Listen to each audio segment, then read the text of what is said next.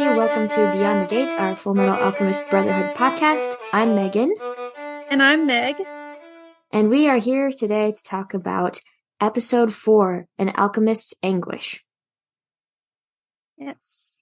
So for a summary of the episode, the Elrics meet Shao Tucker, a leading researcher in the field of chimeras. He has much to teach Ed and Al about alchemy, and the horrible cruelty that sometimes accompanies it. Alright, let's jump right into the episode. So, we start with the first scene. It opens with, a mysterious man with an X-shaped scar. I don't even remember how it opens. He's a very imposing guy who's wearing these sunglasses. Oh wait, yeah, you don't even see the scar because he's wearing his sunglasses. Yeah, well, you can kind of see something, but in anime, I'm always confused about what a scar is and what's a birthmark because they just kind of... Yeah, they always kind of look the same. Yeah. That's okay. I was just gonna say, I feel like the scars usually they draw in the skin looks rough, but in Full Metal they don't actually do that. No, the skin tone is just a couple shades lighter than the others, or in the case of Ed, who has very light skin already, it's just pink. I'm actually thinking of I was like, oh, what about in Demon Slayer? But nope, it's just but in Avatar, you can tell it's a scar. In Avatar, yes. They actually make it. Okay. And so this mysterious guy wearing sunglasses, he has the showdown with, I think he says the Iron Blood Alchemist, I think is what he says. And,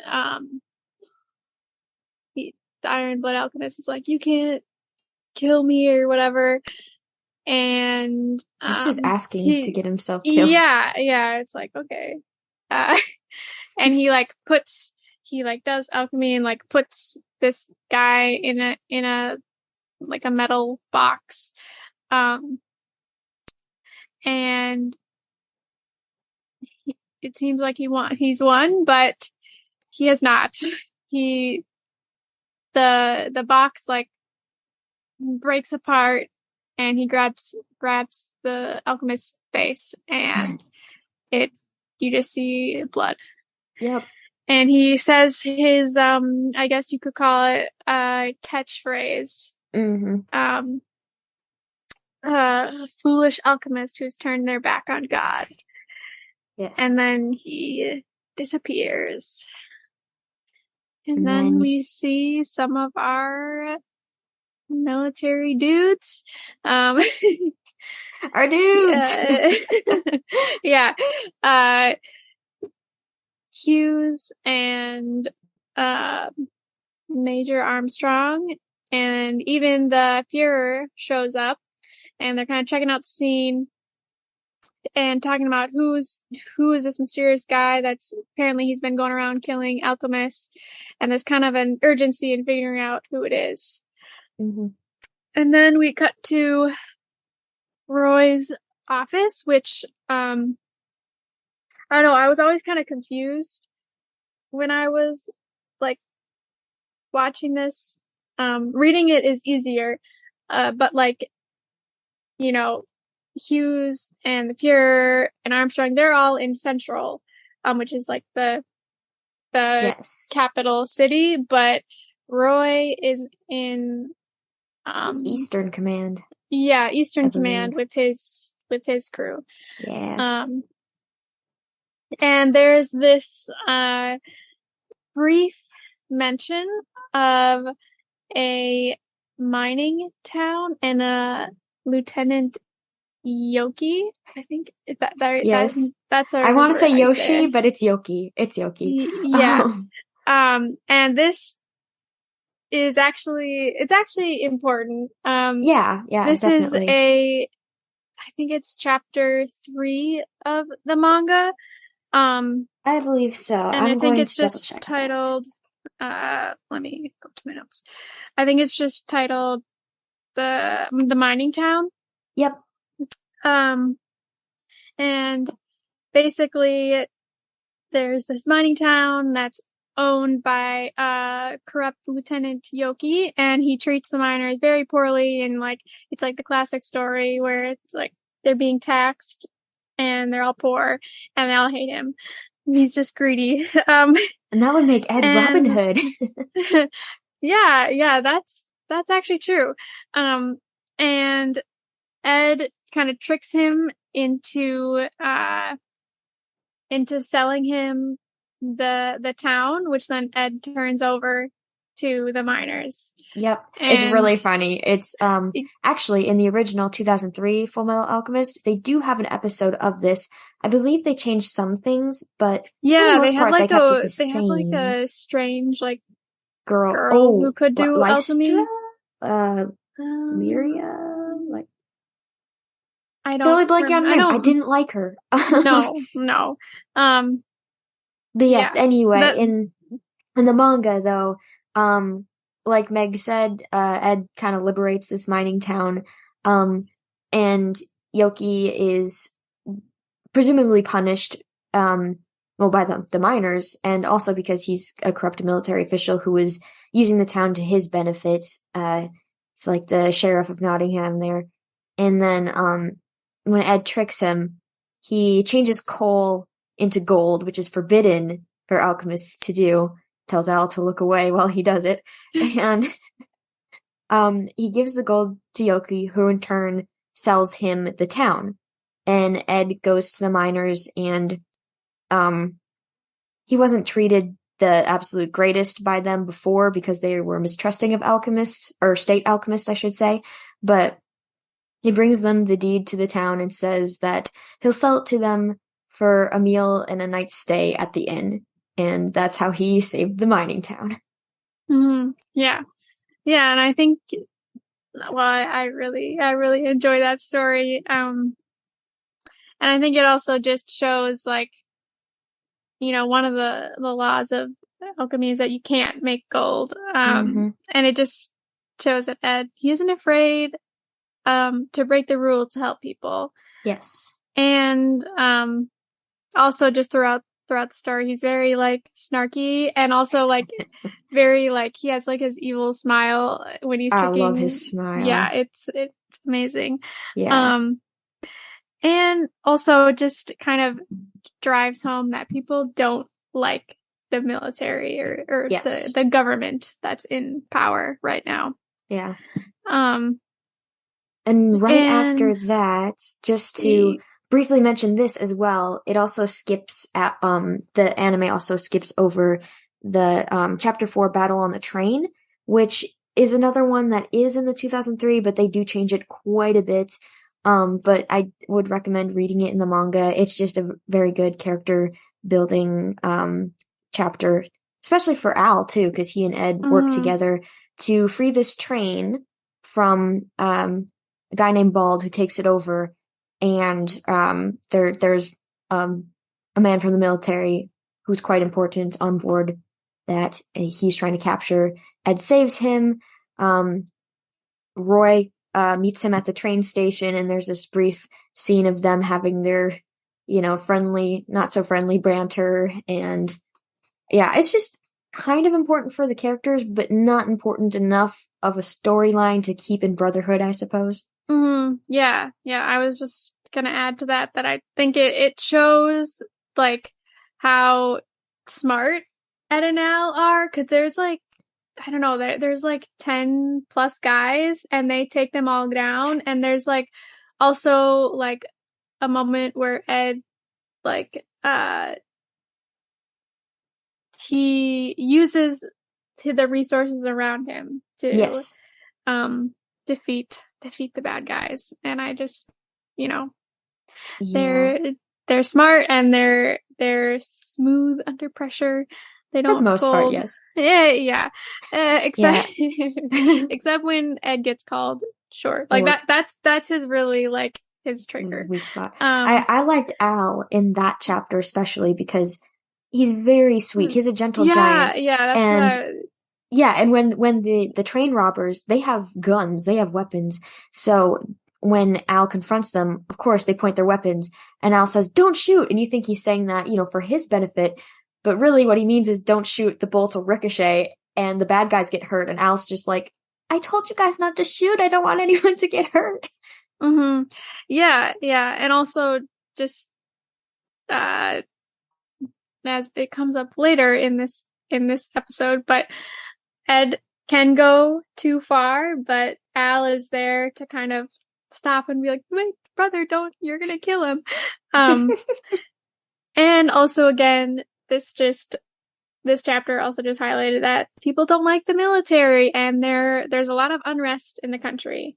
And also, I think this is the first time that you see Roy, or Colonel Mustang, you see his flame alchemy, which we already have seen in the anime. Yeah, they don't focus on it that much. But here, like, this is like the big reveal, like he's the flame alchemist.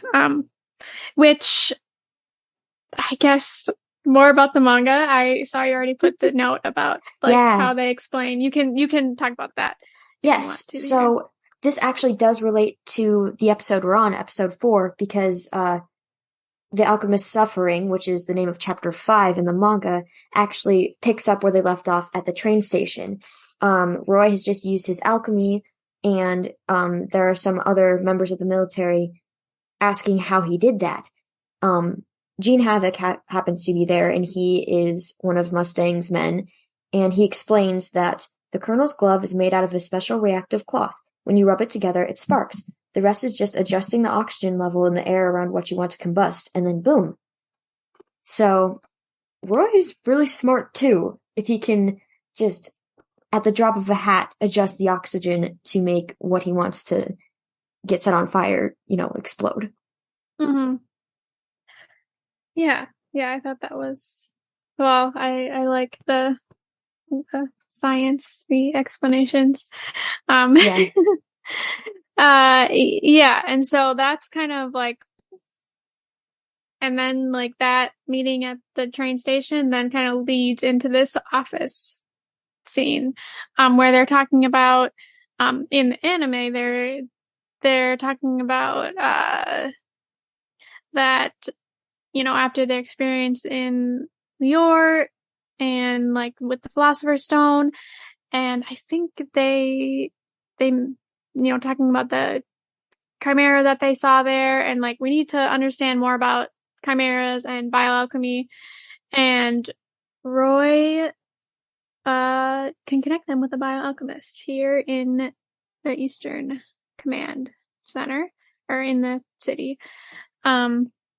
So he takes them to meet the Shao Tucker, or the Sowing Life Alchemist, and Roy kind of tells him about that this Shao Tucker, he made a talking chimera that could understand human speech, and that's how he originally became a state alchemist. And it's kind of sad because the talking chimera, the only thing that it said was it wants to die, and then it like refused to eat, and it starved to death. So it's kind of a depressing. It starts out right away as a depressing story, but then we also meet some other awesome, very adorable characters. Ed is immediately attacked by a dog. His name's Alexander, and he Pyrenees? Yeah, I think you're right. Okay. Great Pyrenees. We meet Alexander, and then also Tucker's, almost said Alexander's daughter. Puppies? So they talk with Tucker, and he's like, I can help you guys learn more about bioalchemy. And he says that he'll help them if the boys tell him their story. And then they kind of reveal, like, yeah, we did human transmutation, and we're trying to get our bodies back. Okay. And then we go to the library. Yay! Tucker has a library in his home, which is my dream. And I love this scene because like Ed and Al get like so excited about they're like, yes, books, and like they run in to read, and I love anybody who enjoys reading. So and then they just spend the whole day reading, and kind of at the end of the day, Al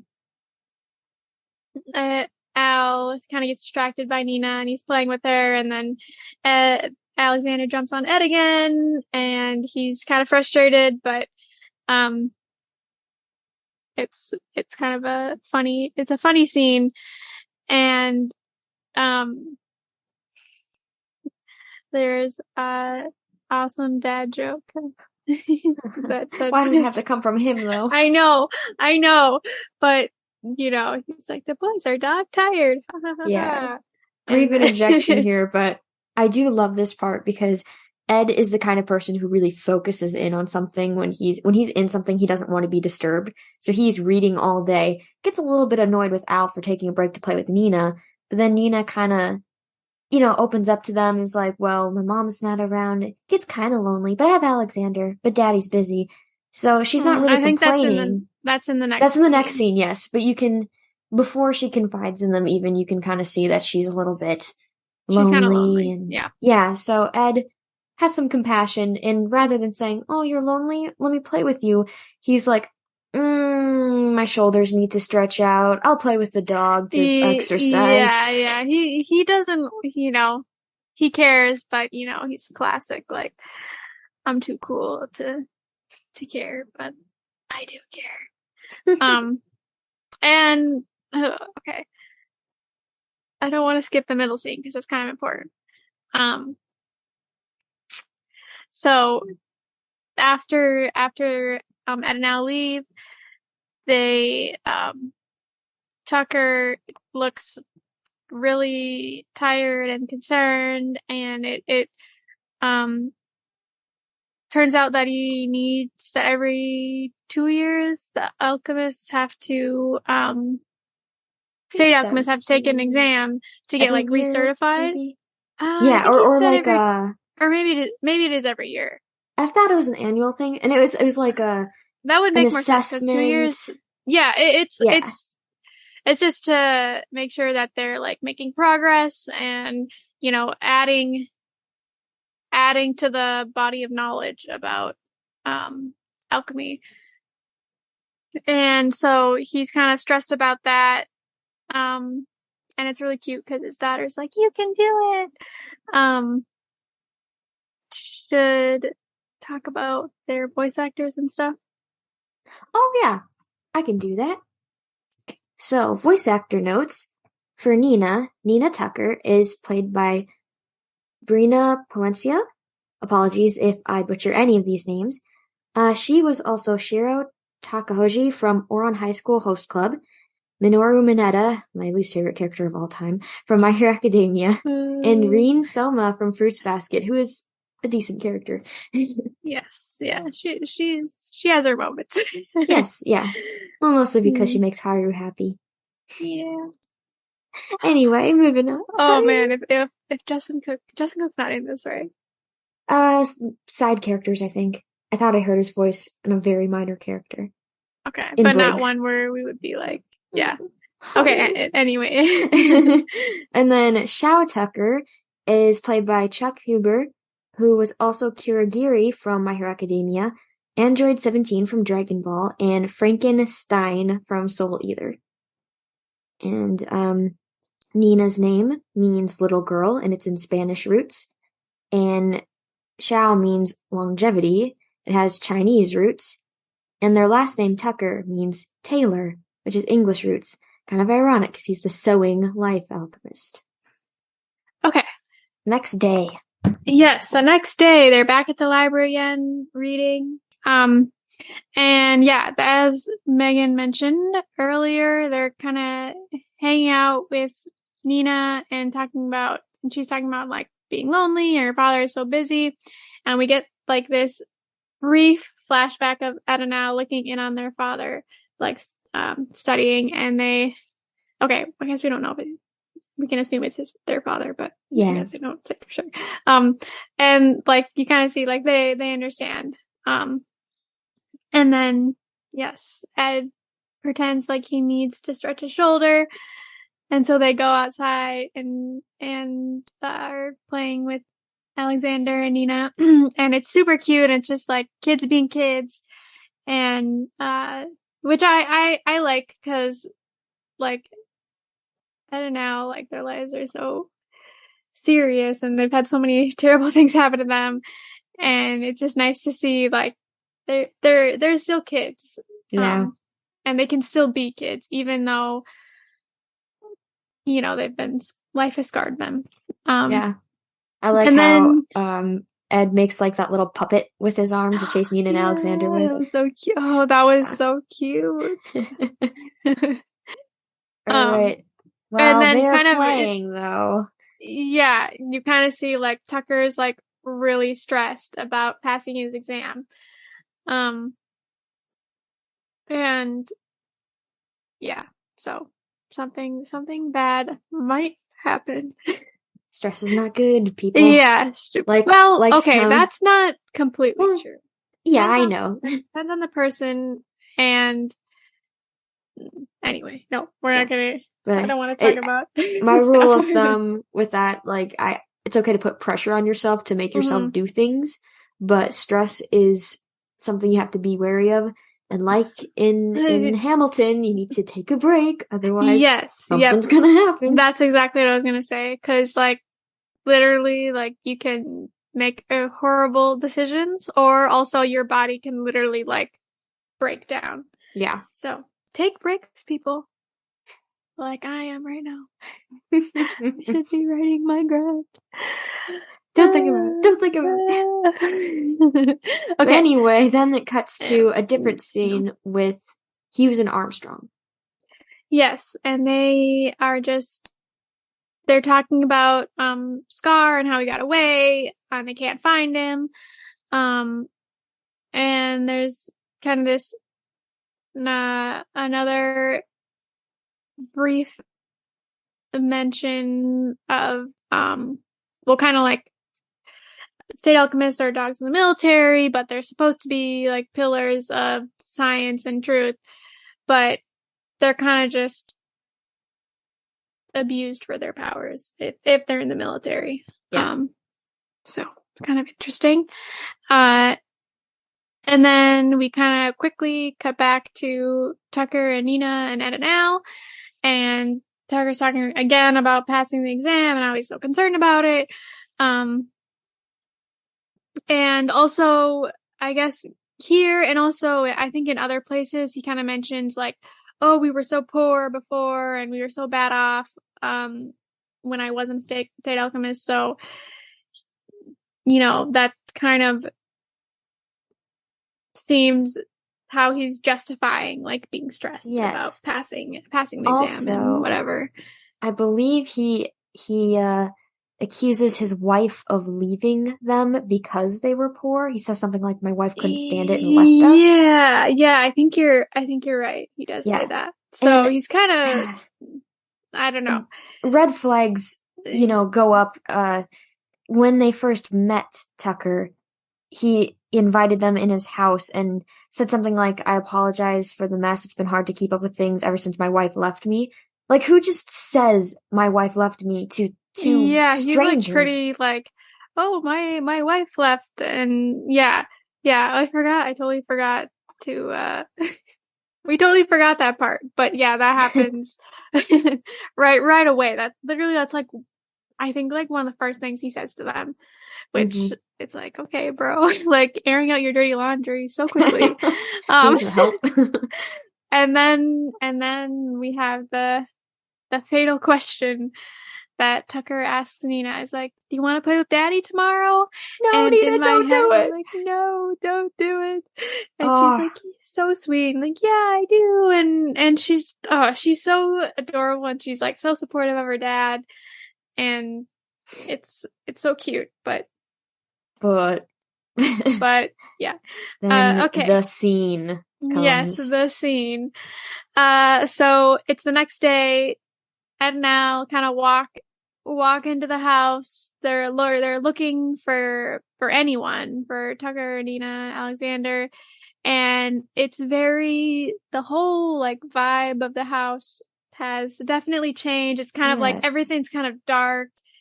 And if you noticed, there are toys stacked in the hallway.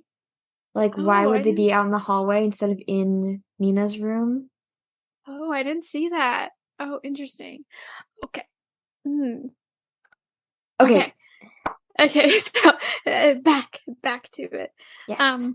So they find Tucker, and he immediately tells them, like, I made a chimera that can talk. And you see, like, this white dog creature with, like, long brown hair. And, Tucker's like, say, Edward, and that the chimera person, does. Edward. Yeah, yep. And he's saying like, Edward. And then Ed at first is super excited. He's like, wow, you did it.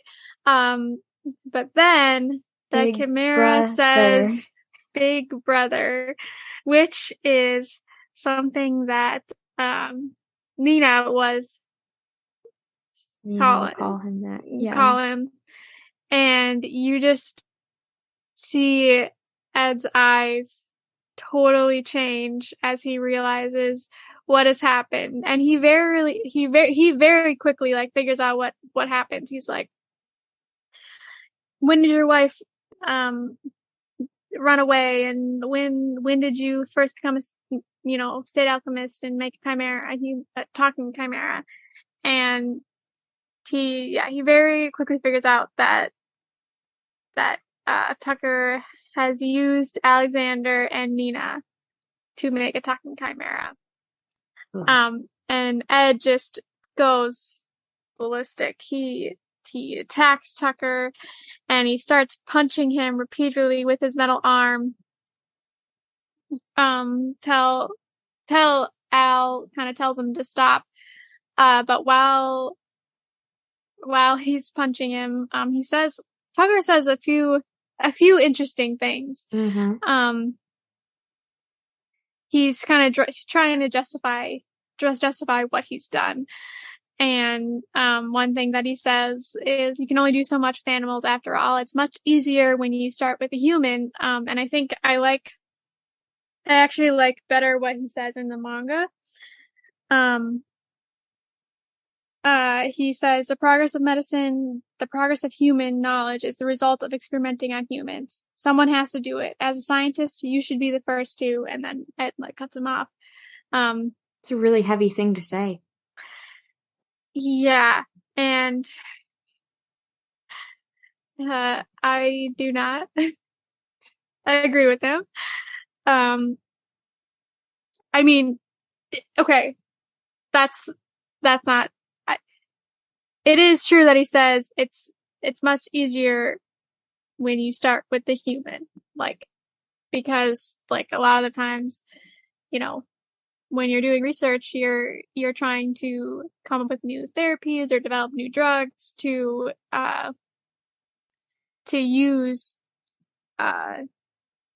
to treat diseases. And when you're testing those things out, you usually use animals, or also cells, and that's as close as we can get to mimicking humans. And it's I guess in some ways I can see you could spend years and years and years and so much money working on this one drug, thinking oh, it's gonna it worked in this animal model and it worked in this cell line, but then when you test it in a finally get to the point where it's been proven to be safe to use in humans, and then it does nothing, and it's feels oh, we wasted all this time and money and it didn't even work, or it has a very minimal effect. Where if you just tried it out in humans and you would know, and it would be, you wouldn't waste all this time. But that's not ethical. No. And, you don't want anybody to be hurt. Like, there's a reason why we have this, we do the things the way that we do. And I think Ed kind of says it. He's like, how can you mess around with someone's life?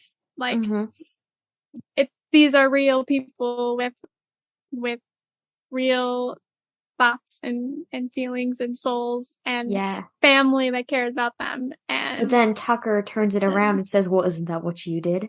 Yes, I was going to bring that up. That's like perfect segue. He tries to tell Ed, like, they're the same. They did the same thing, but I don't think that's true. Because Tucker, he intentionally is hurting someone. Like, he does something to he hurts his daughter. Like, he basically kind of kills her. Where Ed and Al, they're trying to bring someone back to life. They're not trying to hurt. Like, they don't think that what they're doing when they do it, like, they don't think that's going to hurt their mother. They're trying to bring her back. Yeah. But I do agree that they are both doing it for selfish reasons. Like, That's true. Although that line probably gave Ed some serious flashbacks, because he might be thinking about how they tried to bring their mother back, and the thing they brought back only suffered and died. Yeah, that is true. Even though that was not their intention. No, definitely not. I do agree. Like, I think that definitely triggered something in Ed, because I think he probably, deep down, he does think, like, the reason why I made him angry was because deep down, he thinks it's true, that they are, maybe same. Similar. Yeah. Yeah. Which is too bad, because he's got a kinder heart than that. Yeah, it's just... Yeah. But the sad fact of the matter is that what has been done to Nina cannot be undone, which, I assume perhaps if they had found a Philosopher's Stone, maybe they could have helped her, but we have no way of knowing for sure. Yeah, that's true. I didn't think about that. There are a lot of AUs people have written where they kept Nina as like their sidekick pet kind of thing. I would have liked to see that happen. Sort I'm of. Sorry, no, just to see if they could help her. Okay, yes, I would like to see them keep her, to try to help her, but that thing's creepy. Like, oh yes, if she doesn't I wouldn't speak, want to see that right. like every episode or anything. Like, yeah. Yeah. And so I guess a question that I just thought of was, what do you think that Tucker's explanation would be for, like, why Nina is gone? Because, like, with his wife, who he obviously turned into a chimera, he was like, oh, she left and is living with her parents. Like, he probably would have used the same thing for Nina. Yeah, I sent her to be with her mother because a child needs her mother, or something like that. Yeah, that's what I would say. Or, like, Nina ran off to be with her mother, or her mother came back and took her. So it, all has to do with her mother, but yeah. Yeah. But anyway, so that scene kind of wraps up with Ed beating the ever-loving daylights out of Tucker, and Al physically stopping him because Ed is just over the edge. But they leave, and well, Tucker is in trouble with the military, obviously. But something I really wish they would have put in the anime that's in the manga is Ed and Al are leaving, and Tucker says one thing more, kind of, being a jerk, egging them on, and Al is leading Ed out the door, and Al turns around and says, Mr. Tucker, if you say one more word, this time I'll be the one to snap. And Al could really kill that dude. Yeah. Yeah, it's just like the classic, like, don't make the super sweet, nice person angry, because they are the scariest. Yes. Yeah. And then we kind of cut to Roy. He comes to the house, and Riza, or Lieutenant Hawkeye, is kind of like, if there, what is again? If there ever was such a thing as the devil's work, this would be it. Yep. And then Roy's kind of like talking about the military and how, again, they're the state alchemists are dog of the military, and they just do whatever they're told. And he's kind of like, maybe ours and Tucker's actions are not that different. But then Ed, he says probably the best line. We may be called dogs of the military, may even be cursed as devils. That doesn't matter. Al and I are still going to get our bodies back. We know the truth. We know we're not devils. I know we're not gods. We're human. And he says, and then he kind of screams like, we're only human, and who can't even do anything to save one innocent little girl. So what good are we then? And then just, oh my heart. Excuse me while I cry. Yeah. I think this scene like really shows Ed's true character. Like, he's really nothing like Tucker. He sees humans as humans and worth something. And it's kind of interesting because Roy, I mean, I think it's probably more of like a coping mechanism, but he seems pretty like ambivalent about the whole situation. Like, he's just like, it happened, and he's very cynical, I guess. And he goes up to Ed and says, how long do you plan on staying depressed, or something like that? Yeah. And I don't know if he says it in the anime, but in the manga at least, he's kind of like, you guys are going to have to face way worse than what you just saw. Yes. Which I don't know if that's honestly true. So quick little side story. When we first watched this episode together over a year ago, I was that close to stop watching the show entirely because this episode just freaked me out and made me so sad. And my roommate at the time, Ava, she looked over her shoulder, saw what I was watching, went, oh yeah, I tried watching that in middle school and I had to stop after that episode. And she has since watched the show and loves it, but it is a very mature and scary thing. Luckily, Meg's brother clued us in that this is probably the most, the worst thing that happens. Worse in terms of, like, hurts your heart and soul that deeply. Yeah, and, like, it's pretty, like, shocking and kind of horrifying. Like, it's, I don't know, it's pretty jarring. So it's, yeah. And it gets worse because that guy with the scar on his face is back. And he has the guy with the glasses. Yeah. But yes, he breaks in and he breaks in and he kind of says the same thing as before. Foolish alchemists who stray from the path of God must be punished. Yeah. Yep. And he kills Tucker. Yay! Just kidding. With kind of. Well, I wasn't. Yeah. I mean, okay, don't believe honest, in the death penalty, honestly. Yeah, but I wasn't that sad to see him die. What was sad was that he did it while Nina was watching. Yes, and you see her crying. Yeah, that was pretty horrible.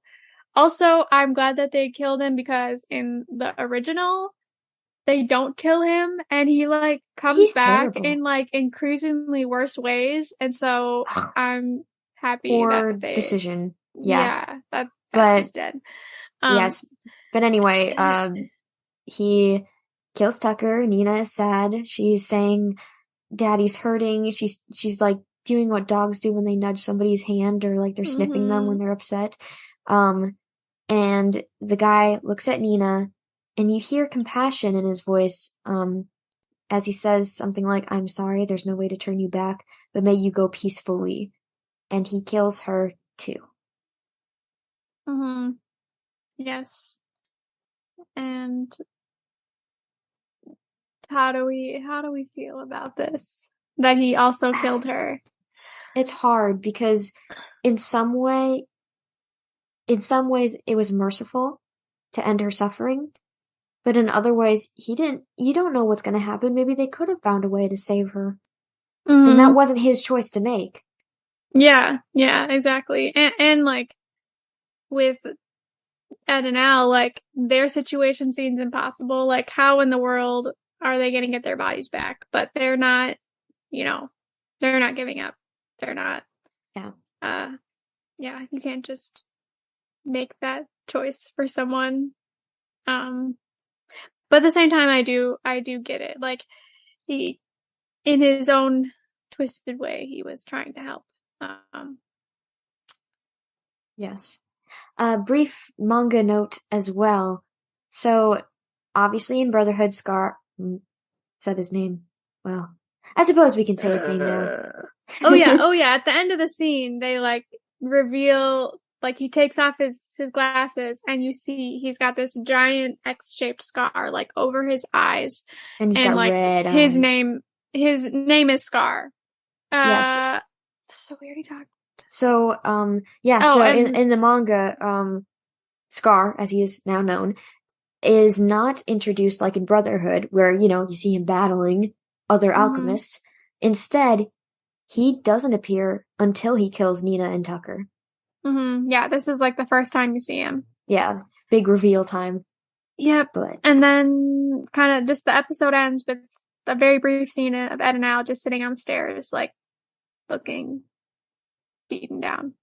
And they don't know that Nina's dead. Yeah, they don't know that Nina's dead or Tucker. And then that's the end. It wraps up. Yeah, like we already mentioned, this was definitely like the hardest episode to watch. And yeah, it was one where it was like, well, if we hadn't known it was going to get, this was like the worst of it. Yeah. Yeah, might consider not watching it. Yes, there's only one other episode in this series that I can think of that made me almost that emotional, but with the shock and the sadness that came with this one, I would definitely say this is the most impactful episode, and it's also my least favorite episode. Yeah, it is. Okay. I don't know if it's my least favorite because I think it's really important. Like I think it really shows who the characters are deep down, and there's a lot of like growth, which we can actually talk about. So Megan, you had your animation and your story elements. All right. So animation wise, the music combined in perfect time with the animation, and it really lent itself to the ominous feel. And you don't see Tucker's eyes a lot because of his glasses, which is interesting because Ed breaks the glasses later when you find out what Tucker's true colors are and when he beats him up. So it's like the mask is coming off. You can finally see how crazed he is. That kind of reminds me of like in Disney where the gloves. All like the gloves. Yes. Yeah, the characters who are hiding things wear gloves. Yeah. Yep. And you really have to pay attention to the eyes in this episode. And even in the manga too. When Ed has that realization of what happened to Nina, his eyes get wide, but also the color kind of fades out of them. And in the manga with the black and white, you really have to see it for yourself because it's very impactful. And I think it is a little more eerie when it's in black and white. But yeah, anyway, moving on to the story analysis, this would be an example of a call to action part of a story. Something tragic happened, and that makes Ed and Al's goal of finding the Philosopher's Stone that more important. And they also realize their limitations to this experience, and they have to think about where they stand, morally speaking. Yeah, I agree with that. I agree with that analysis. Because I mean, May already kind of mentioned, like, it's a super important episode for their character growth. Kind of how they see the world around them. And I don't know. Even though this is, I think it's probably the worst episode to watch. It's like not my least favorite. I don't remember what I was gonna say. Okay, anyway. Now we get to some fun stuff. Yes, fun please. stuff. So this episode is like pretty, I guess, say famous or infamous in the Full Metal universe. Yeah. And so there's a lot of memes. which we will be sharing on our Instagram. So check that out. So we are each gonna share our favorite one. Yep. You can go first because I actually haven't quite. Yes. I might have stolen Meg's, and that's why she's having some trouble. But so you'll see when we post them. But my favorite is this picture of a dog, a real dog, that somebody has, probably some sort of golden retriever or I don't know, white lab or something like that. And they put a brown wig on it, and its back is turned, and it looks exactly like Nina. And they did a better job than the live action movie, that's for sure. And then the person commented, "You son of a gun." Someone else said, "This is not okay." And if you know, you know, and that's why I like that meme, because it's traumatizing to those who know what it means. Yep.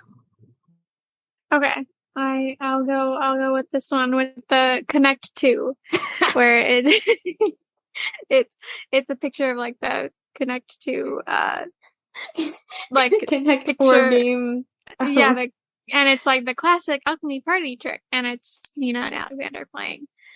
And then just the person says, "This makes me feel uncomfortable." Yes.